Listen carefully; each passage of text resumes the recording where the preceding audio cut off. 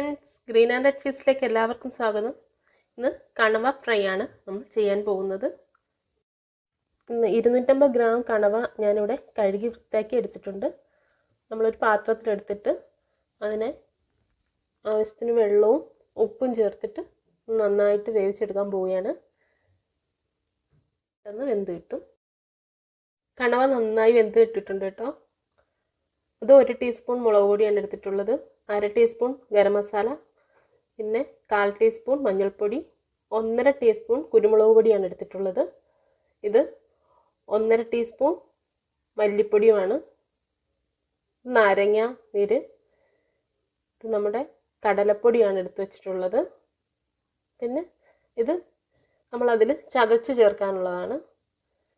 ചെറിയ ഉള്ളി ഒരു 7 എണ്ണം എടുത്തിട്ടുണ്ട്. അതുപോലെ തന്നെ വെളുത്തുള്ളി ഒരു 20 എണ്ണം കാണും. പിന്നെ ചെറിയ കഷ്ണം ഇഞ്ചിയും കറിവേപ്പിലയും. നമുക്കിത് നന്നായിട്ടൊന്ന് ചതച്ചെടുക്കാം. ഞാൻ ആ ചതച്ചതിന് ശേഷം അതിലേക്ക് ചേർക്കുകയാണേ.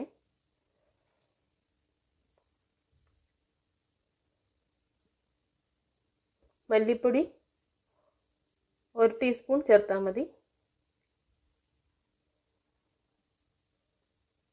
മുളക് പൊടി 1 ടീസ്പൂൺ. 1 ടീസ്പൂൺ അല്ല, ഞാൻ ലാസ്റ്റ് ചേർത്തപ്പോൾ 1 ടീസ്പൂൺ കൂടി എക്സ്ട്രാ ചേർത്തിട്ടുണ്ട്. നിങ്ങൾക്ക് നിങ്ങളുടെ ഏരിയയുടെ അനുസരിച്ച് നമുക്ക് ചേർക്കാം. അങ്ങനെ ഓരോന്നും ഓരോ പൊടിയും ചേർത്ത് കൊടുത്തിട്ടുണ്ട്.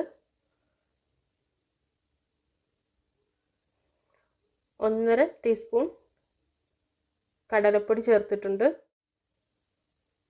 പിന്നെ ആവശ്യത്തിന് ഉപ്പ്,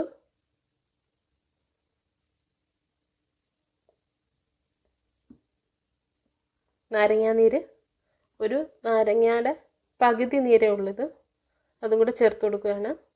ഇനി നമുക്ക് അതിലേക്ക് കുറച്ച് കറിവേപ്പിലയും കൂടെ ചേർത്ത് കൊടുക്കാം.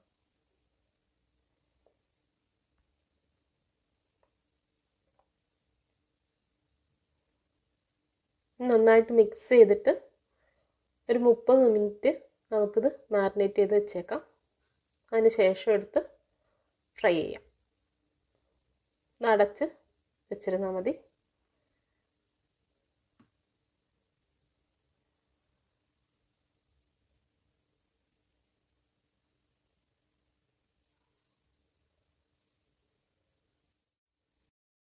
ഇനി നമുക്കതൊന്ന് ഫ്രൈ ചെയ്തെടുക്കാം.